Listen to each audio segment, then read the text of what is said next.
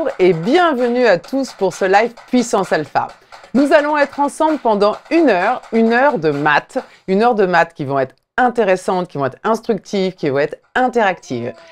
Aujourd'hui, ce que nous allons faire, c'est vous expliquer, nous allons vous expliquer comment réussir le concours Puissance Alpha et nous allons vous expliquer comment réussir votre bac.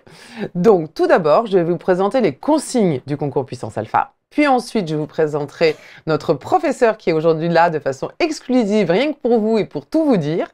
Et comme ça, comme c'est interactif, vous posez vos questions maintenant, vous répondez aux exercices, vous voyez si vous avez juste, vous voyez si vous avez faux, vous voyez où est-ce que vous vous êtes trompé et nous, on vous répondra. Première chose, nous allons parler des instructions pour Puissance Alpha. Le concours Puissance Alpha a lieu le 22 avril 2023. L'objectif, c'est de répondre à plusieurs exercices. Il y en a plus proposés que ceux que vous avez à répondre. Il y a 4 exercices fondamentaux obligatoires. Ensuite, il y a 4 exercices qui parlent des spécialités maths. 6 exercices, pardon, des spécialités maths. 4 exercices sur les maths complémentaires et 2 exercices sur les maths expertes. Parmi tout cela, vous choisirez de répondre à ceux que vous voulez. Donc, je reprends pour la suite, donc des instructions. Il y a bien 8 exercices à répondre. Les 4 premiers, c'est les fondamentaux et c'est obligatoire. Et les 4 autres, c'est vous qui les choisissez parmi ce que je viens de vous présenter. Chaque exercice est composé de 4 questions ABCD et chacune de ces questions est vraie ou fausse.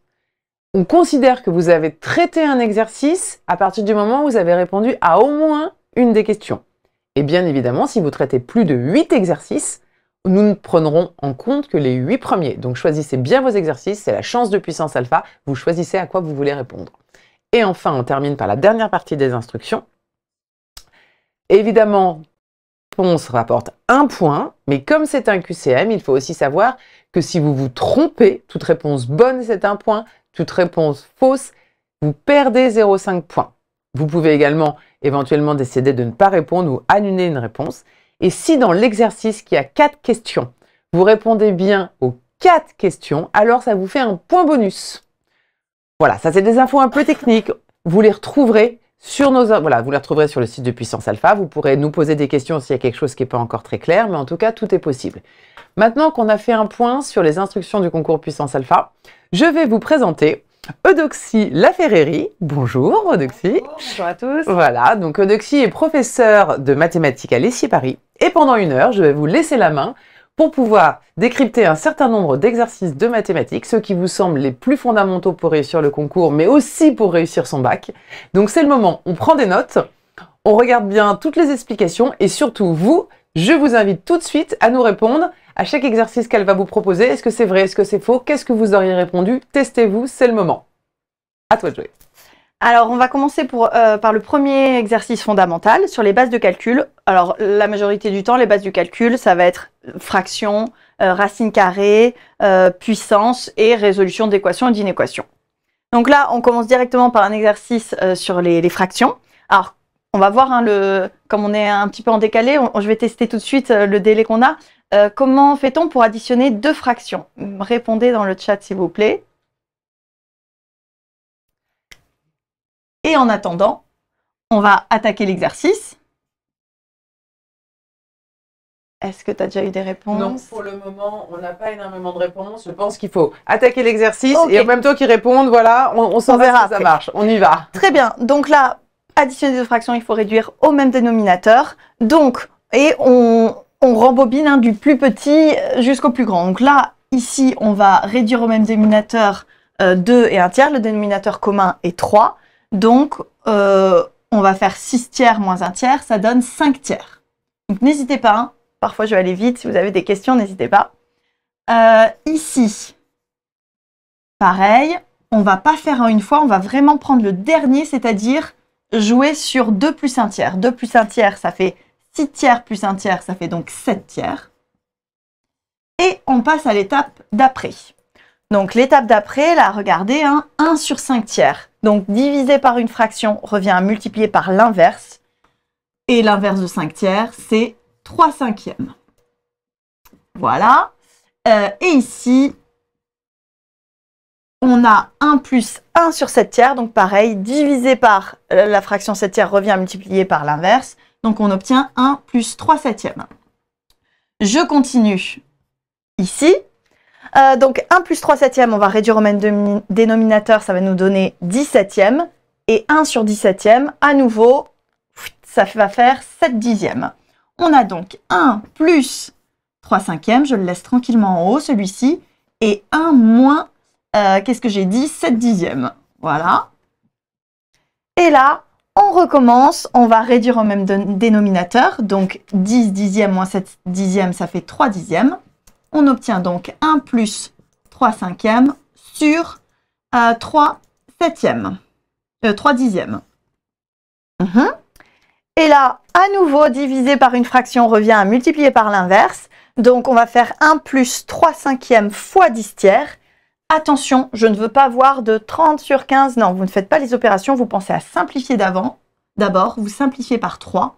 On obtient donc 1 plus 10 cinquièmes. Et là aussi, on va simplifier. 10 cinquièmes, ça fait 2. Donc, vous obtenez 3. La première réponse est donc vraie. N'hésitez pas si vous avez des questions. En attendant, je vais passer à la deuxième proposition. Alors, là, on demande encore une fois d'additionner des fractions.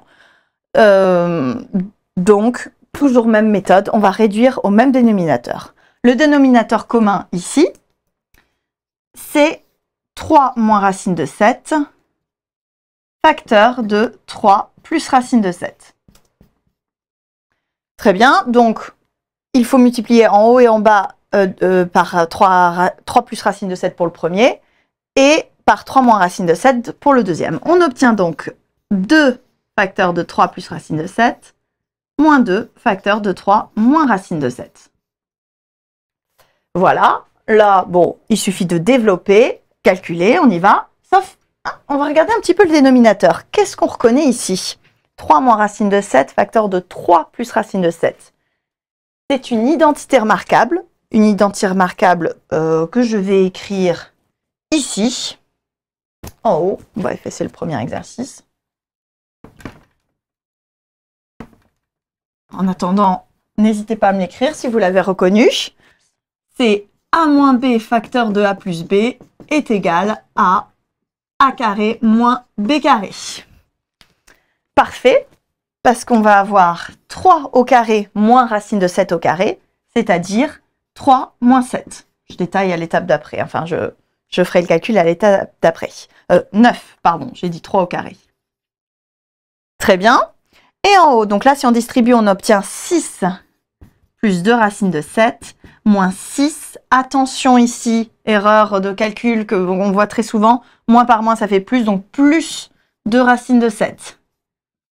Et donc, 6 moins 6, 0. On a en haut 4 racines de 7 et en bas 2. Quand on simplifie, on obtient donc 2 racines de 7. Et la réponse est donc vraie. Voilà pour le deuxième exercice. Enfin, pour le petit b. On attaque le petit c avec, cette fois-ci, des puissances. Donc, 28 au carré sur 49 au carré fois 144. Et là, donc, il faut regarder ce qu'on veut. On veut une puissance de 2, puissance de 3, puissance de 7. Donc, ce qu'on va faire ici, bien évidemment, c'est pas faire 28 au carré, 49 au carré, etc. Non, non. Là, l'astuce ici, ça va être de décomposer en éléments simples. Donc, décomposer en éléments simples, c'est-à-dire en facteur premier. Donc, 28, le décomposer en nombre premier. 28, je sais que ça fait 7 fois 4, c'est donc 7 fois 2 au carré. Je remplace 7 fois 2 au carré, le tout au carré. Et en bas, 49, je sais que c'est 7 au carré. Donc 7 au carré, ça fait 7 puissance 4, fois 144. Donc ça aussi, c'est un carré un peu connu à savoir. Mais sinon, vous pouvez essayer diviser par 2, mais c'est 12 fois au carré. Et 12, c'est 4 fois 3, c'est donc 2 au carré fois 3. J'ai donc 2 au carré fois 3, le tout au carré. 12 au carré. À partir d'ici, On va se rappeler ensemble les règles sur les puissances, parce que je vais en avoir besoin. Première chose, a puissance b puissance c est égal à a puissance b fois c. Ensuite, on va devoir utiliser cette règle-là. A puissance b sur a puissance c est égal à a puissance b moins c. Et enfin, 1 sur a puissance b égale à a puissance moins b. Avec ça, vous êtes parés pour tout exercice sur les puissances. Hein. Et donc, on y va. Là, ça fait 7 au carré. 7 au carré fois 2 puissance. Donc ici, attention, hein, 2 fois 2, donc 2 puissance 4. Et au dénominateur, j'ai 7 puissance 4 fois 2 puissance 4 fois 3 puissance 2. Et là, on va pouvoir simplifier parce que j'ai 7 au carré en haut, donc puissance 2 ici qui reste. 2 puissance 4 s'en vont aussi. J'ai donc 1 sur 7 au carré fois 3 au carré.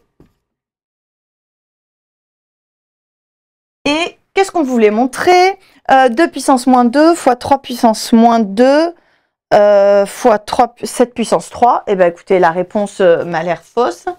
Je vérifie, oui. On obtient 7 puissance moins 2 fois 3 puissance moins 2. Donc, réponse fausse. N'hésitez pas. Hein. C'est bien ce que nous disent les internautes. J'ai posé les questions. Ils sont, pour l'instant, on a trouvé la 12 puissance 12 au carré, ça a été trouvé. La première question sur le dénominateur, ça a été trouvé. Quand j'ai demandé si c'était faux ou pas, vrai ou faux, on nous a bien dit faux. Donc pour l'instant, on a une équipe qui suit. Parfait. Voilà. Parfait. N'hésitez pas, hein, si je me trompe aussi, à me rectifier. Hein, ça peut arriver. Ok. Eh bien, écoutez, on attaque du coup le dernier, le petit d. Et là, c'est plus donc une résolution d'inéquation. Moins 1 inférieur à 3x plus 5 sur 3x moins 4. Alors, là, on fait un petit temps de pause. On pourrait se dire 3x moins 4. On pourrait se dire, bon, ben, moi, j'aime pas trop les fractions. Je vais multiplier par 3x moins 4 et passer de l'autre côté, etc. Sauf que, attention, quand on multiplie par un nombre négatif, on doit changer le sens de l'égalité. Et 3x moins 4, on ne connaît pas son signe. Il est parfois positif, parfois négatif. Donc attention, surtout pas cette méthode. Là, on en revient un petit peu à toujours la même chose. Donc quand on a une équation à résoudre, on va se ramener à supérieur ou inférieur à 0 et on va réduire au même dénominateur. Alors c'est parti. J'obtiens donc 3x plus 5 sur 3x moins 4. Je vais lire à l'envers. Hein, plus 1 supérieur à 0. Là, je réduis au même dénominateur, comme d'habitude. J'obtiens 3x plus 5 plus 3x moins 4 sur 3x moins 4 supérieur ou égal à 0. Et ça nous donne donc 6x plus 1 sur 3x moins 4 supérieur ou égal à 0. Et là, comment on fait pour résoudre ce genre d'inéquation? Donc attention, ce n'est pas des équations. Il faut étudier le signe du numérateur et le signe du dénominateur et faire un quotient. Et ça, c'est grâce à un tableau de signes. Donc, on va le faire ici. Hein. On va étudier le signe du numérateur. Donc, ça fait x supérieur à moins 1 sixième.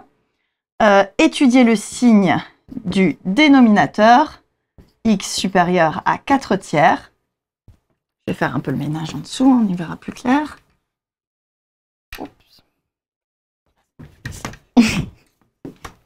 Voilà. Et on va mettre tout ça dans le tableau de signes, comme je l'avais dit. X, on veut étudier sur R, donc on va de moins l'infini à plus l'infini, on va mettre les deux racines, moins 1 sixième et 4 tiers. Alors, n'allons pas trop vite. Donc là, je vais mettre le signe de 6x plus 1, le signe de 3x moins 4, et le signe du quotient, c'est-à-dire de 6x plus 1 sur 3x moins 4. Attention, nous avons ici un quotient et non pas un produit, donc il faut mettre des doubles barres là où ce n'est pas défini, parce que le dénominateur ne peut pas s'annuler. Donc la valeur interdite ici, c'est 4 tiers, Donc, double barre ici. En revanche, un 0 pour l'autre valeur. OK. Donc, on remplit le tableau. On a vu que 6x plus 1 allait être positif quand x était supérieur à moins 1 sixième. Donc, je mets les signes plus supérieur à moins 1 sixième et inférieur avant. Et pareil pour 4 tiers. Puis, règle des signes que vous connaissez depuis longtemps. Moins par moins. Alors là, c'est divisé. Hein. Moins sur moins, plus sur moins, moins, plus sur plus, plus. Conclusion, la solution était pour x appartenant à moins l'infini, moins 1 sixième, union 4 tiers plus l'infini. Bah écoutez, c'est ce qu'on a, puisque nous, on voulait résoudre où est-ce que ce quotient était supérieur ou égal à 0, et c'est bien pour l'intervalle donné. En excluant le 4 tiers, attention. Il peut y avoir des petits pièges parfois comme ça. Hein. Voilà. Écoutez, si pas de questions... Non, pour l'instant, j'ai que des gens. Alors là, autant les réponses pour ABC, tout le monde s'est prononcé. Pour la D, je crois que c'était bien d'avoir une explication parce que j'ai pas encore de réponse là de est-ce que c'est vrai ou faux pour l'instant. Voilà, donc voilà. En tout cas, on continue sur la bonne lancée, c'est attentif, ça suit. Très bien. Et écoutez, on va passer à l'exercice 3. Bon, le 2 et le 4 sont bien aussi, mais là, on va faire que le 1 et le 3 aujourd'hui et 3 exercices de spécialité. Si on a le temps. Donc, exercice 3. Alors là, une lecture graphique. J'espère que vous avez bien noté ces formules, hein, elles sont indispensables. Donc, une lecture graphique.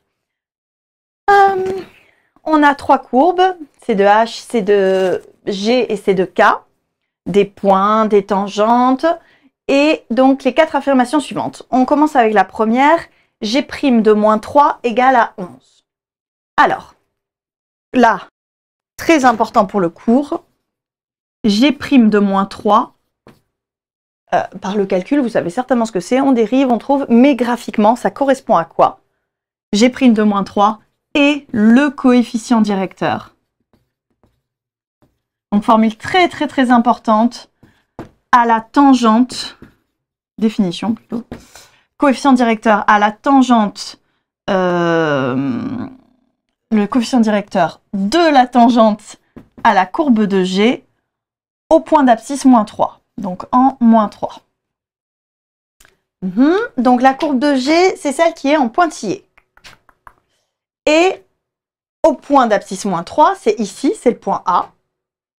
On s'intéresse au coefficient directeur de la tangente. Alors la tangente, déjà, je vais la regarder, c'est celle-là, c'est T de A.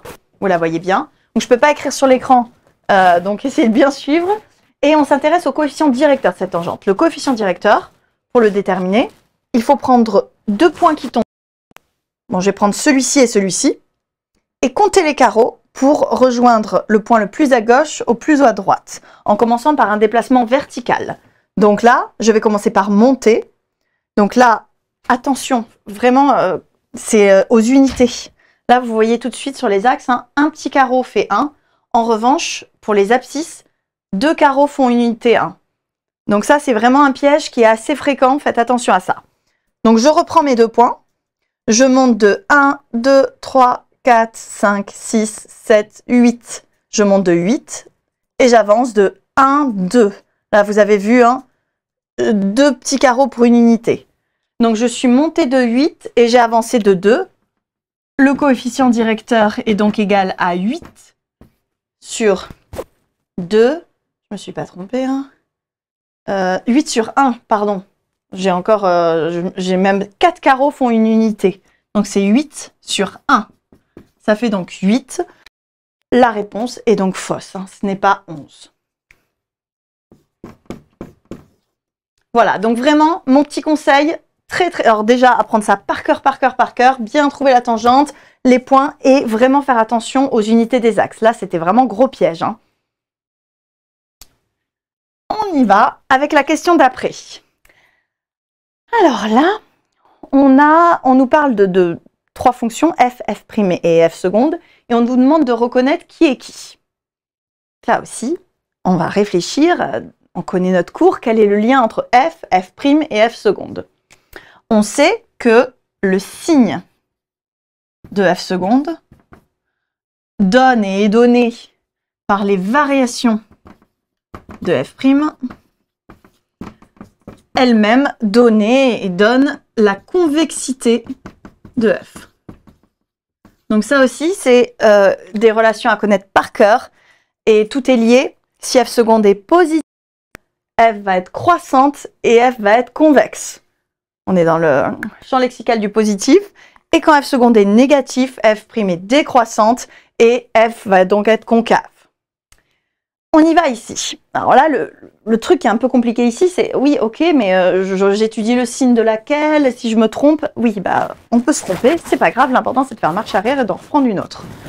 Alors moi, comme je suis un petit peu feignante, il y a une courbe qui m'attire tout de suite pour étudier son signe, parce que là, regardez, il y a des nombres à virgule, des trucs comme ça, moi, tout de suite, ça me fatigue un petit peu, alors que la pointillée, oui. Technique, mais tu as tes cheveux devant le micro.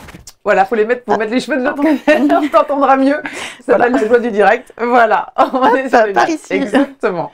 J'arrête de donner des coups de tête. Voilà. Donc, j'en étais. La courbe CK, regardez, elle coupe l'axe des abscisses ici, en des points précis. Donc là, moi, ça me donne bien envie de faire le tableau de signe de CK. Et on verra. Ça marche. Donc, je vais faire X. Je vais vous écrire à chaque fois ce que je fais. Signe de la courbe, enfin de K. Donc, on nous dit que de moins l'infini à moins 2, elle est positive, puis elle est négative jusqu'à 1, puis positive jusqu'à plus l'infini. Donc, encore une fois, on ne sait pas si ça va marcher, mais allons voir. Maintenant, signe de K, donc il faudrait voir si c'était f seconde, il faudrait voir si ça ne donne pas les variations d'une fonction. Donc, quand la dérivée est positive, la fonction est croissante. Donc, est-ce qu'on a une fonction croissante? Bah, celle-là, non. Allons voir si la pointillée marche. Elle est croissante jusqu'en moins 2. Ah, ok, ça a l'air de marcher. Ensuite, elle est décroissante jusqu'en 1. Parfait. Puis croissante jusqu'en plus l'infini. Donc, c'est parfait. Là, les variations de... donc là, c'est G. Et on va voir maintenant, est-ce que ça nous donne la convexité? Et ça nous donne bien la convexité de F. Et là, ça marcherait du premier coup. Pas de F, de... Comment elle s'appelle la troisième? H, c'est ça? Oui, H. Donc la convexité, le cours, encore une fois, quand elle est croissante, la fonction va donc être convexe. Quand elle est décroissante, concave. Et quand elle est, la dérivée est croissante, convexe à nouveau. Donc convexe, je vous rappelle, une courbe est convexe si elle est au-dessus de ses tangentes. Donc ça, c'est la définition mathématique. Et puis entre nous, elle est convexe quand elle sourit. Concave quand elle est en dessous de ses tangentes, donc quand elle pleure. Donc là, c'est parti. Là, on a un beau sourire jusqu'à moins 2. Puis, on pleure jusqu'en 1, parfait. Et elle retourne. Donc elle est bien convexe, concave, convexe. Convexité de F. C'est parfait. On a maintenant notre solution. Ça veut dire que K, c'est F seconde, que G est égal à F', et que H est égal à F. Alors, en fait, il y a une autre relation que je n'ai pas écrite, mais on aurait pu très bien trouver le signe d'une fonction de F' donne les variations de F. Mais bon, là, ça a marché comme ça. Voilà, et donc du coup, on a répondu à la B et la C. F égale à H, oui, et F seconde égale à K, oui. Donc les deux sont vrais. B et C, vrai et vrai.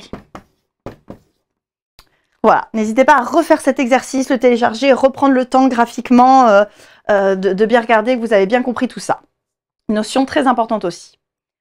Moi, j'ai ajouté qu'il fallait regarder le sourire de la courbe. Ça, a priori, ça donne, voilà. ça donne des bons points de repère, les bonnes choses en plus qui vont être retenues. Voilà, des petites astuces, tout à fait. Donc, question D. Maintenant, donc, la courbe représentative de CF, de la courbe F, admet deux tangentes parallèles à la droite delta d'équation y égale 2x plus 3. Donc là, c'est aussi une question très riche. parce qu'on parle déjà de droites parallèles. Alors, deux droites sont parallèles si quoi? Si elles ont même coefficient directeur. Donc là, je vais effacer tout ça.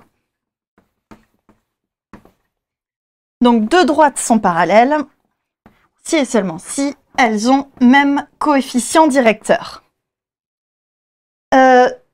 Donc, cette question, on est ramené à... Alors, quel est le coefficient directeur de la droite delta? Je vais le noter, bon, je vais l'écrire comme ça. Hein. Le coefficient directeur de delta, répondez en même temps. Hein. Et donc, toute droite est de la forme y égale a, et avec a, le coefficient directeur, b leur donné à l'origine. Donc, le coefficient directeur de delta, ici, c'est 2. Donc, on veut trouver des points où la tangente est parallèle à cette droite, c'est-à-dire tel que le coefficient directeur est égal à cette droite. Donc, le coefficient directeur, on l'a vu tout à l'heure, c'est la même formule du cours. On veut résoudre f' de a égale à 2. Là, f' de a, donc il faudrait trouver quelle tangente fait 2. C'est un peu compliqué. Il y a beaucoup plus simple, on sait qui est f'. F', je l'ai effacé, mais f' c'est g. Donc, ça, c'est la même chose que de résoudre, comme f' égale à g, g de a égale à 2. Et ça, c'est quelque chose que vous avez vu en seconde, résolution d'équations graphiques. Vous allez au point 2 sur l'ordonnée, vous tracez une droite et vous regardez les points d'intersection avec G. Donc attention, hein, le piège ici aussi, c'est qu'il courbe avec le stress, ça peut être compliqué. Mais voilà, prenez bien votre temps. Donc là, il coupe ici, imaginez hein, que vous avez une droite, il coupe ici, ici et ici. La question c'était, est-ce qu'elle admet 2 tangentes parallèles? Non, c'est faux, elle n'en admet pas 2, mais 3. Donc, faux. Voilà. Eh ben, écoute, sur cet exercice numéro 3, il y a eu beaucoup de retours, des gens qui nous disent merci pour l'astuce, j'étais paumée, maintenant je comprends tout. Il y a une personne qui a bien compris que qui m'a dit qu'il s'est lancé, qui m'a dit question D, elle est fausse. Donc voilà, l'astuce, tout ça, ça continue. Donc c'est ce très bien, pas de questions pour l'instant. Non, pas de questions, beaucoup d'appréciation de tous les petits tips que tu viens de donner, d'explications, peut-être quelque chose qui n'est pas autant revu que ça en terminale et qui fait du bien, j'ai l'impression, de le reprendre un petit peu. Eh ben, voilà. On va passer à la suite.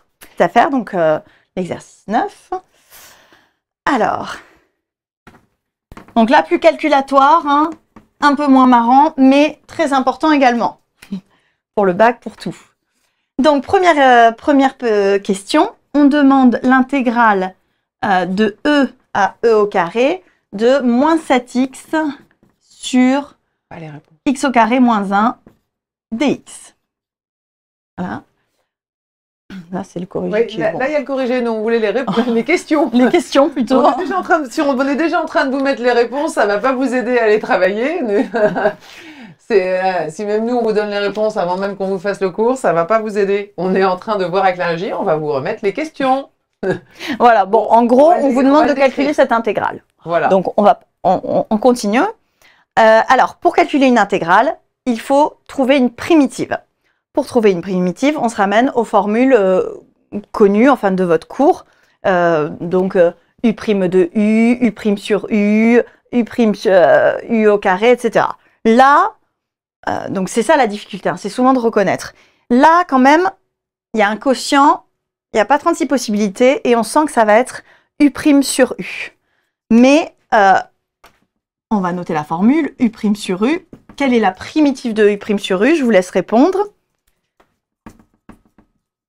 Et c'est ln de u, attention, donc quand je dis u, u de x, hein, une fonction de x. Attention, ln de u en valeur absolue, hein. Même si ici, bon, voilà. Et donc, avec nous, dans notre cas, on a u de x qui vaut x au carré moins 1, et je vous laisse répondre aussi, sa dérivée u' qui vaut 2x. Mais ici, oui, enfin ouais, j'ai 7, j'ai pas 2x. Mais en mathématiques, vous faites ce que vous voulez, vous avez le droit de faire ce que vous voulez. Vous voulez un 2x, vous mettez un 2x. On compensera comme on peut. Donc, hop. Et ça, c'est vous les boss. Donc moi, je veux U' sur U. J'écris U' sur U. Mais bien sûr en respectant certaines règles, on n'est pas fou. Ça veut dire que j'ai multiplié par 2. Qu'est-ce que je fais pour... bon, déjà, le moins 7, je le mets devant. Et puisque j'ai multiplié par 2, pour compenser une multiplication par 2, on divise par 2. Et voilà. Là, c'est une constante, je peux la sortir de mon intégrale et je peux me primitiver tranquillement. Et donc, U' sur U, on vient de voir que la primitive, c'était ln de U, donc ln de x au carré moins 1 entre E et au carré. Parfait. Ici, je vais me permettre d'enlever la valeur absolue. Pourquoi? Parce que entre E et E au carré, x au carré moins 1 est toujours positif. Je vous invite à le vérifier, c'est un petit exercice intéressant. Donc, on peut enlever la valeur absolue, ce sera toujours positif, et mettre des parenthèses. C'est parti, maintenant pour calculer, vous remplacez x par E au carré, moins vous remplacez x par E. On va donc obtenir moins 7 demi de ln de E... c'était E au carré ou E au cube? Ah oui, c'était E au cube et E au carré depuis le début. Personne ne m'a dit que je m'étais trompée. Donc depuis le début, je ne travaille pas avec les bonnes valeurs.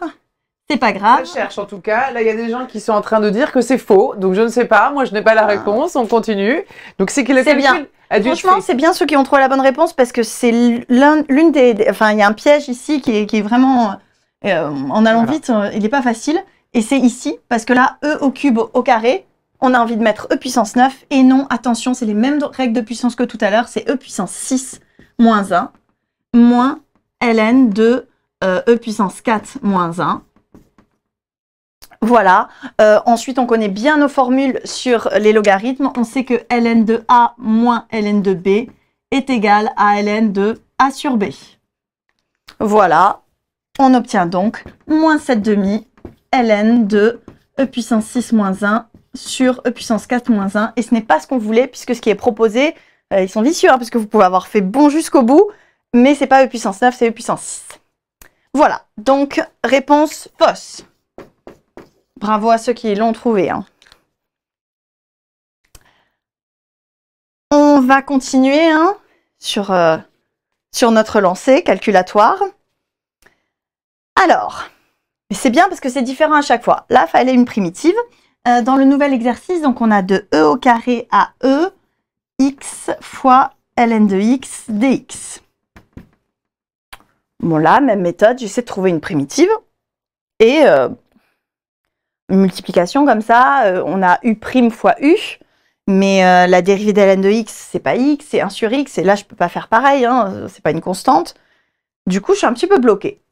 Bon là, on va utiliser une autre technique, on sort la tronçonneuse, pour résoudre, pour calculer des intégrations par partie, on va faire une pour calculer des intégrales, ouais, je l'ai dit, j'ai pensé trop vite, on va faire une intégration par partie. Donc, une intégration par partie, on va poser... On pose U', V et UV'. Donc, U', alors là, l'intégration par partie, il faut trouver une fonction qui va être une dérivée et l'autre qui va être une fonction. Ça veut dire qu'il faut bien les choisir. Alors, au pire, hein, vous ne les choisissez pas bien, vous vous trompez, c'est pas grave, vous recommencez, vous faites vous faites demi-tour. Mais il y a quand même une petite astuce. Typiquement, si vous choisissez U' égale ln de x, qui a envie de primitiver ln de x? Certains peut-être la connaissent, mais c'est une primitive, et même si vous la connaissez, elle est très compliquée. Donc, c'est pas un bon choix de primitiver celle-ci. Il vaut mieux choisir x, parce que primitiver x, là on sait tous, c'est x au carré sur 2.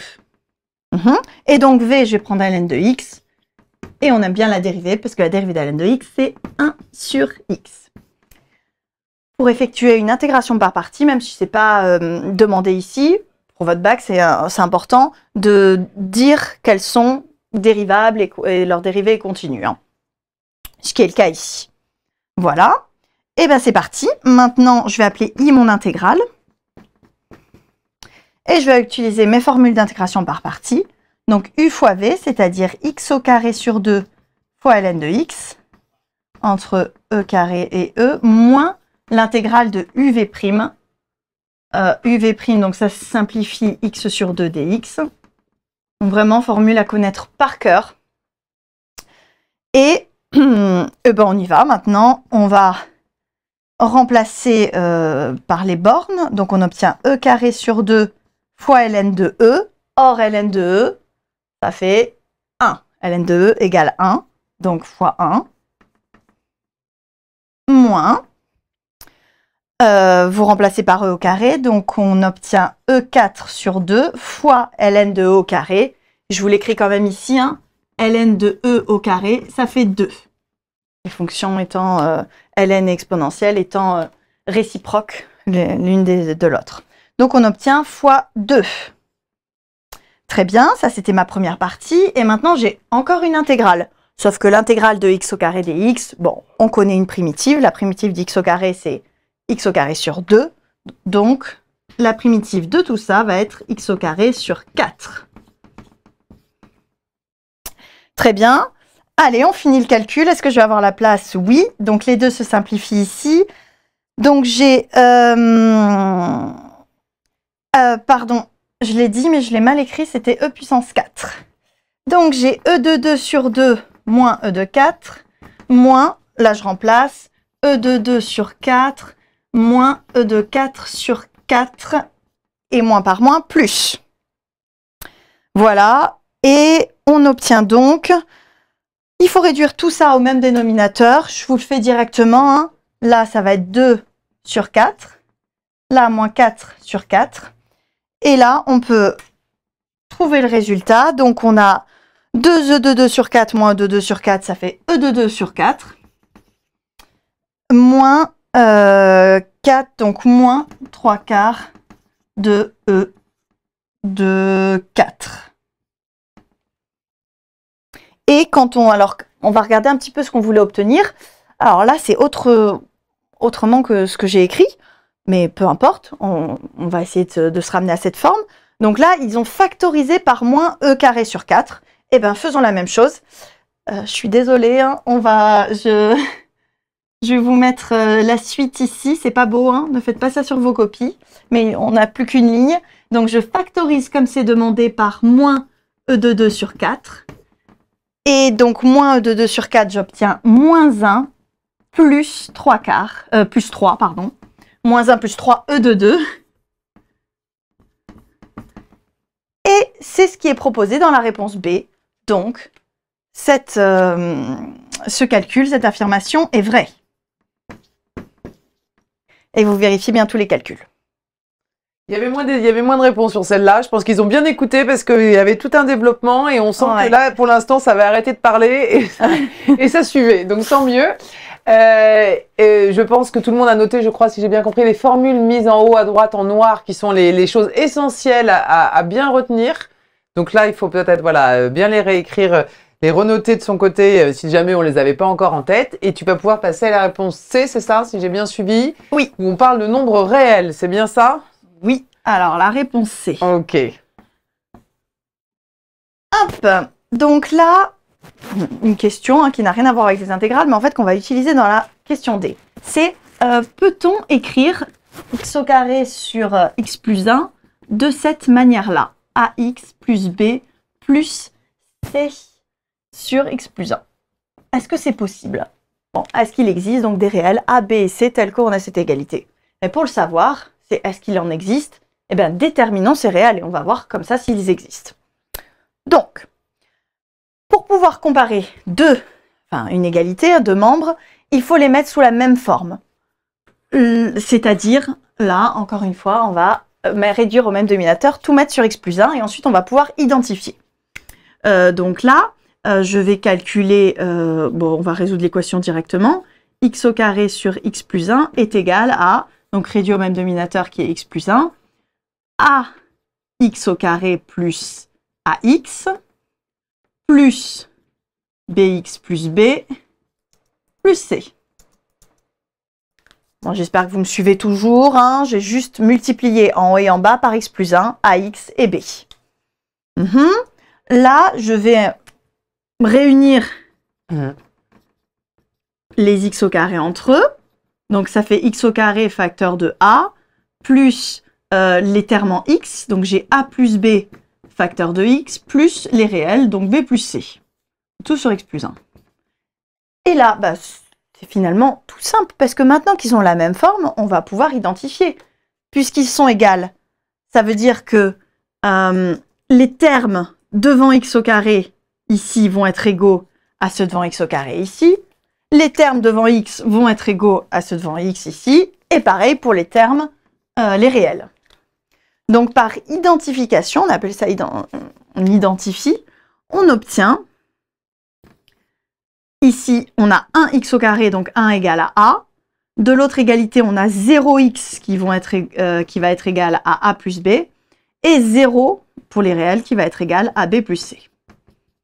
Donc là, pas de panique, hein. Je sais que les systèmes ne sont pas aimés de tout le monde, mais la réponse est assez immédiate puisque on a a égale 1, donc b va être égal à moins 1, et si b égale à moins 1, on a c qui est égal à 1.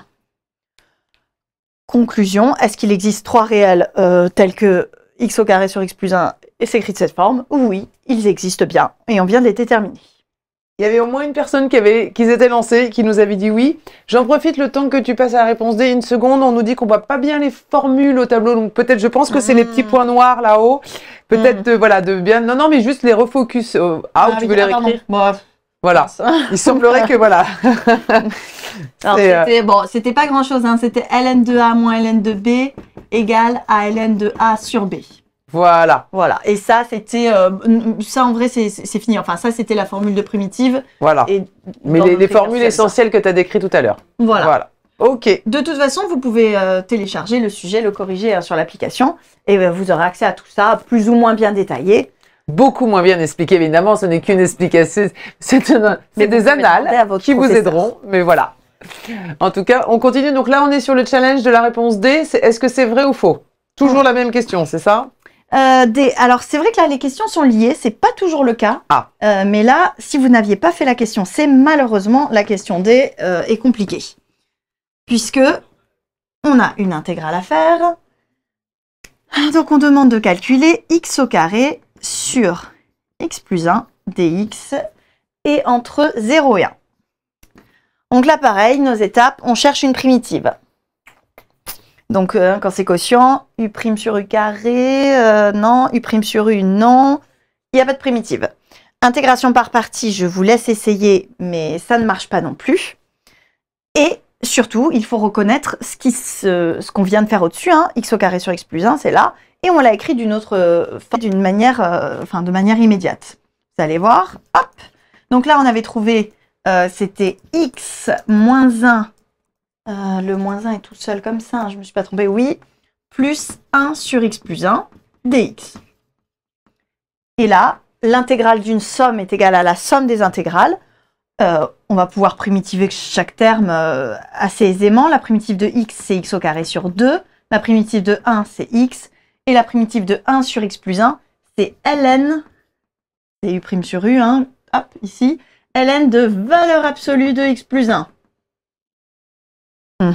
Et entre 0 et 1. Très bien. On y va.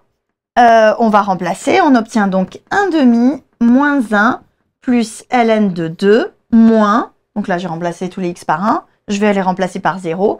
Et là, je vais juste obtenir ln de 1 et ln de 1. Allez, je vous la réécris. Ln de 1 est égal à 0. Donc, on a juste ceci. On va aller au bout de notre calcul, hein, parce que 1 demi moins 1, c'est moins 1 demi. Il y a deux qui se battent là. Il y en a qui disent faux, il y en a qui disent vrai sur celle-là, tu vois. Donc ça a tout son sens. Ben, je comprends, parce que regardez, on obtient moins 1 demi plus ln de 2, et là, il y a marqué 1 demi plus ln de 2. Il y a de quoi douter. Donc là, dans ce cas-là, moi, je vous invite quand même un petit peu à regarder, vous n'êtes pas trompé, mais n'y passez pas trop longtemps. À un moment, il faut aussi se faire confiance. Et là, on va se faire confiance. C'est faux. Parce que c'est le moins qui compte devant, c'est bien ça? Voilà, moins 1 demi au lieu de 1 demi.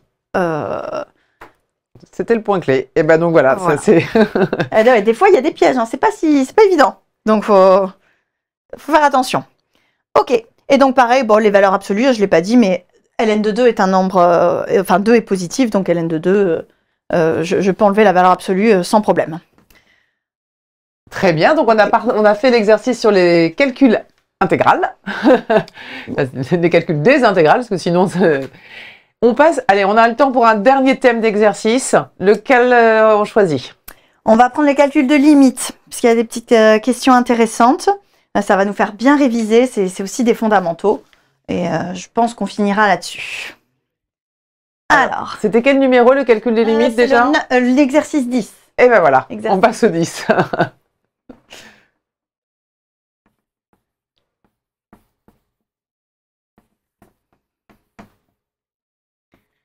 Donc toujours pas de questions?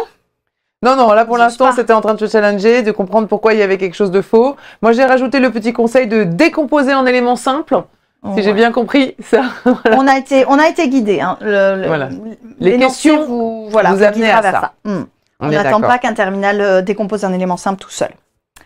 Ok, alors, nouvel énoncé. On a une fonction f qui est donc comprise entre 2x moins 1 et x et 3x, x plus 1. Alors, je vais le réécrire parce qu'on va quand même en avoir besoin. Je pense qu'on peut effacer les formules, sauf si tu en as encore besoin. Non, tout à fait. Comme ça te laissera de la place. Il y a peut-être d'autres nouvelles formules à bien connaître pour la suite, les nouvelles astuces. Exactement. Donc, on a une fonction qui se promène entre ces deux fonctions. Et on nous dit f admet une limite en plus l'infini, et cette limite est comprise entre 2 et 3. Donc pour cela, il faut cette inégalité faire tendre x vers plus l'infini. Donc limite du membre à gauche, quand x tend vers plus l'infini, est égale, donc là c'est un polynôme, donc la limite d'un polynôme est égale à la limite des monômes du plus haut degré en haut et en bas. Donc ça, je vais détailler pour le premier, mais c'est donc égal à la limite de 2x sur x, lorsque x tend vers plus l'infini. Et donc, c'est égal à la limite de 2, qui fait 2. Bon, après, il y a des techniques où vous pouvez factoriser, mais vous pouvez utiliser cette propriété, surtout là, dans des QCM. De même, la limite de 3x sur x plus 1 est égale à la limite des monômes du plus haut degré, donc la limite de 3x sur x, donc 3. Donc, je remarque que f de x en l'infini, pour x tendant vers plus l'infini, je vais bien le préciser ici, est compris, ou plutôt la limite. Je vais écrire quelque chose qui est un petit peu gênant, mais bon. La limite en plus l'infini de f de x est compris entre 2 et 3. Alors, là, attention, la question est en deux fois, en fait. C'est f admet une limite et elle est comprise entre 2 et 3. Mais en fait, vous ne démontrez pas, d'accord, si elle admettait une limite, alors elle serait comprise entre 2 et 3. Mais ça ne montre pas que f admet une limite. Parce que même si f de x se promène entre 2 et 3, vous imaginez f de x, donc là je fais 2, je fais 3. Et donc oui, je vais vous faire une fonction qui se promène entre 2 et 3. Voilà, par exemple les battements cardiaques ou les fonctions cosinus, sinus. Et pourtant, elle n'admet pas de limite. Parce qu'elle oscille en permanence. Donc attention, attention, là il y a quand même un piège dans cette question. La fonction n'admet pas de limite. Si elle admettait une limite, ceci est vrai, mais elle n'en admet pas forcément. Et bien sûr, c'est pas comme on sentait que ça allait être le théorème de gendarme, parce que vous l'avez certainement vu. Si là vous aviez obtenu 2 et là 2, alors la fonction admettrait une limite. Mais là c'est pas le cas, donc on peut pas conclure, donc c'est faux. J'ai une question, là ça vient de moi, j'ai une personne qui me dit... Oui, avec le théorème de l'hôpital, ça existe vraiment? Alors, le théorème de l'hôpital, c'est la règle de l'hôpital. Alors, il y a des noms, parfois théorème. Moi, je n'utilise pas ce nom, mais la règle de l'hôpital, c'est ça, je pense que l'élève veut dire. Et donc là, lui, il aurait dit oui, et vous dites faux, en fait. Donc, ah oui, avec la règle de l'hôpital. À moins qu'il décrive. En tout cas, c'était ma question à moi. Le théorème de l'hôpital est une vraie version. Alors, la règle de l'hôpital, je pense que c'est pour les limites. Voilà. Donc, mais attention, c'est faux. Voilà. Alors oui, je pense que pour utiliser, mais donc c'est ce qu'on vient de dire. Ok, c'est compris entre 2 et 3, mais on peut osciller à l'infini entre 2 et 3. Et voilà la précision. Voilà. Parfait. Donc moi, j'aurais appris que ça existe, ce théorème de l'hôpital, comme vous venez de parler du théorème du gendarme. Plutôt règle de l'hôpital. Ouais. Voilà. Un théorème du gendarme, par contre, ça existe. Eh bien, il y a tous les métiers dans les maths. Donc là, vraiment, question piège. Okay. J'espère que ça a été clair. Et on va passer à la B. Oui, la ligne suivante. Alors, de x plus l'infini, x plus racine de x, x plus 1. Alors là, bon, si on veut être rigoureux, on peut factoriser par x et déterminer la limite. Mais on connaît quand même les règles, hein, les croissances, le théorème des croissances comparées, là comme on a un quotient, et en fait x l'emporte sur racine de x, donc la limite de ce quotient à nouveau va être égale à la limite de x sur x, les monomes du plus haut degré, quand x tend vers plus l'infini. Bien sûr, hein, ces règles-là sont valables en plus l'infini, juste. Hein, et ça fait donc x sur x 1. Donc la limite qu'on obtient est 1 et non pas plus l'infini. L'affirmation est donc fausse également. Hein. Voilà. Là c'est bon pour l'instant. Ça va sur le faux aussi. Reste bien sûr, vous pouvez vous entraîner à factoriser pour détailler un petit peu plus, mais c'est très correct ainsi, surtout dans un QCM. Voilà. Question C. Alors là, attention, maintenant c'est la limite quand x tend vers 1. Donc les règles, les croissances comparées, les trucs comme ça, on ne peut plus le faire. Donc on y va.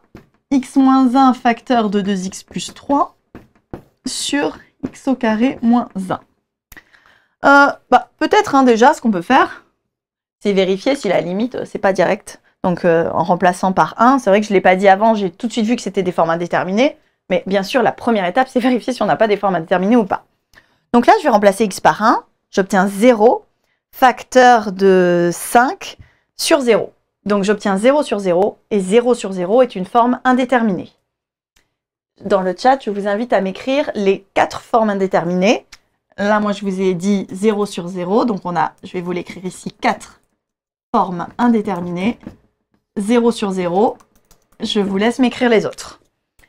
Très important de savoir les reconnaître. Donc 0 sur 0, forme indéterminée. Qu'est-ce qu'on fait? Là, on ne peut pas faire le théorème des croissances comparées parce qu'on n'est pas à l'infini. Donc là, il faut regarder un peu, essayer de simplifier. Or, on a déjà vu au tout début de l'ère une identité remarquable. Là, dans l'autre sens, on reconnaît a carré moins b carré, qui va être égal à a moins b facteur de a plus b, c'est-à-dire à x moins 1 facteur de x plus 1. On obtient donc x moins 1 facteur de 2x plus 3 sur x moins 1 facteur de x plus 1. Et là, c'est génial parce que les deux se simplifient et on n'a plus de forme indéterminée. On va vérifier quand même. Hein. 2 fois 1 plus 3, ça fait 5 en haut. En bas, 1 plus 1, ça fait 2. Donc, on obtient 5 demi. Est-ce que... et du coup, la proposition est fausse. Ce n'est pas plus l'infini. Est-ce que j'ai eu des réponses? Alors, là, il y en a un qui dit plus l'infini slash plus l'infini. Ouais, donc l'infini sur l'infini, de manière générale, voilà. Plus ou moins, très bien. On est d'accord. Ah, l'autre, moins l'infini, oui, mais enfin, en même temps, voilà. Est-ce que c'est considéré comme 2? Moins l'infini, moins l'infini? C'est ouais, moins l'infini slash moins l'infini. Ouais, dirais. Donc c'est la même en fait là. Donc il en manque toujours 2 dans les formes, indéterminées. Il en manque toujours 2. Bon, je vous laisse continuer. On va avancer les exercices. Bon, il fallait concentrer sur ça aussi. Hein. Exactement. Ok, donc là c'était faux. On est à 3 faux. Bon, la dernière va être vraie alors. Hein. C'est pas possible qu'il y ait que 4 faux. C'est des probas après. Ça va faire un autre exercice. Alors là. C'est pas des limites, on nous parle de droite d'équation, enfin asymptote horizontale. Mais en fait, quand on connaît son cours, je vous invite à bien réviser. Admettre une asymptote horizontale en plus l'infini, c'est admettre une limite en plus l'infini. Donc, pour répondre à cette question, en fait, la traduction de cette question, c'est déterminer la limite de g de x en plus l'infini. Et voir du coup si ça fait 4 comme c'est demandé. Alors, donc la déterminer limite de g de x en plus l'infini. Oui, j'ai la fonction sous les yeux. Moins 4 exponentielle de x sur e de x plus 2 plus 4. Quand x tend vers plus l'infini. Alors, là pareil, hein, on peut factoriser si on va être très rigoureux, mais finalement, on a encore une fois les monomes du plus haut degré en haut et en bas. Donc, on obtient que la limite de ce quotient est égale à moins 4 de x sur e de x, c'est-à-dire moins 4, voilà, je simplifie, plus 4. Et donc, moins 4 plus 4, ça fait 0. Donc, conclusion, je vais aller au bout du cours, hein, donc la droite d'équation y égale 0 est asymptote horizontale à la courbe de G en plus l'infini. Donc attention, si on vous avait demandé en moins l'infini, il aurait fallu calculer la limite en moins l'infini. De même, si on vous demande une asymptote verticale, en 2, en 3, il faudrait calculer la limite là où vous avez l'asymptote verticale. Donc vraiment, je vous invite à réviser ces deux notions, asymptote horizontale et verticale. Donc, concluons quand même, c'est à nouveau faux, 4 faux dans cet exercice. Alors, on a terminé l'exercice. Alors, par rapport à ce que tu avais demandé concernant les formes indéterminées, alors j'ai encore eu plein de plus et moins l'infini, mais j'ai quelqu'un là qui me dit 0 fois l'infini. 0 fois l'infini, c'est tout à fait une forme indéterminée. Et voilà. Et pour la dernière, eh ben, j'ai personne qui me l'a... Sans slash, il n'y a pas eu des plus l'infini. J'ai infini moins infini. Ah, parfait. Ah. Infini moins infini. Voilà. Eh ben voilà, c'est la quatrième. Donc ça, c'est les 4 formes absolument à déterminer et à connaître par cœur. Voilà, à connaître par cœur, les reconnaître. Et pour pallier, on a vu plein de techniques pour pallier à ça. Ok. Bon, bah écoute, là, en 3 minutes, je pense qu'on va pas se lancer dans un autre exercice. Moi, Non, mais si vous avez des questions éventuellement... Il est encore temps. Moi, dont je voudrais vous parler, dont tu as déjà parlé au Doxy, c'est que, évidemment, tous ces exercices, vous allez les retrouver. Nous avons une application Puissance Alpha. Elle est gratuite. Vous la téléchargez. Vous pouvez vous entraîner. Alors, il n'y aura pas toutes les explications qu'on vient de vous donner avec autant de détails. Néanmoins, ça vous permet de vous entraîner. Donc, déjà, de savoir si vous auriez vrai ou faux. Ça vous permet quand même on vous donne quand même quelques indications pour vous dire pourquoi c'est vrai et faux. Sans la qualité de ce cours extra que tu viens de nous donner. On est bien d'accord, c'est tout l'intérêt du live, mais voilà. Donc, comme je sais que vous passez votre bac très bientôt, on n'oublie pas que tout ce que tu viens de nous expliquer également au Doxy, c'est des choses qui vont être vues pour le bac. Donc, en fait, on ne perd pas de temps. Si on révise Puissance Alpha, on révise le bac, avec peut-être une autre vision, une autre approche. Tu nous as remontré aussi des choses, des formules qu'il fallait absolument connaître. Alors voilà, je ne sais pas comment va être présenté le bac exactement, mais en tout cas, ce qui est certain, c'est que c'est des choses qui vont se recouper. Donc là, j'ai des infos qui me disent merci beaucoup, mieux que mes cours au lycée. Écoute, a priori, c'est qu'ils sont faits pour être ingénieurs, venez, hein, c'est aussi à ça qu'on répond, c'est qu'on va vous donner une autre approche, en tout cas dans les écoles d'ingénieurs, c'est aussi ça. Et puis donc, je vais simplement vous montrer là rapidement à quoi ressemble la petite application Puissance Alpha, voilà, hein, vous allez la chercher, vous la trouvez partout. Vous avez et les exercices d'entraînement comme ceux qu'on vient de faire, et également des sujets blancs. Donc vous pouvez vous entraîner, vous pouvez prendre 1 heure, vous pouvez voir ce que ça donne. Il n'y a aucun problème, vous la trouvez comme vous voulez partout. Voilà. Ce sera, je pense, le mot de la fin. Moi, je te remercie énormément, Doxy, pour ces cours. Je vois qu'il y a beaucoup de gens qui sont ravis, que ça les a beaucoup aidés, qu'ils sont contents d'avoir eu cette vision, peut-être une approche un peu différente de la terminale. C'est vrai que comme il y avait un décalage, on n'a pas pu beaucoup interagir ensemble, mais merci pour vos réponses, même si je les recevais en décalé. Et bon courage à vous pour les concours surtout et pour le bac. Voilà. Et pour ceux qui posent la question, nous faisons un prochain live à 18 h le lundi 27 mars. Ce sera sur SI et SVT. Rendez-vous, on vous y retrouve dans 10 jours. À bientôt!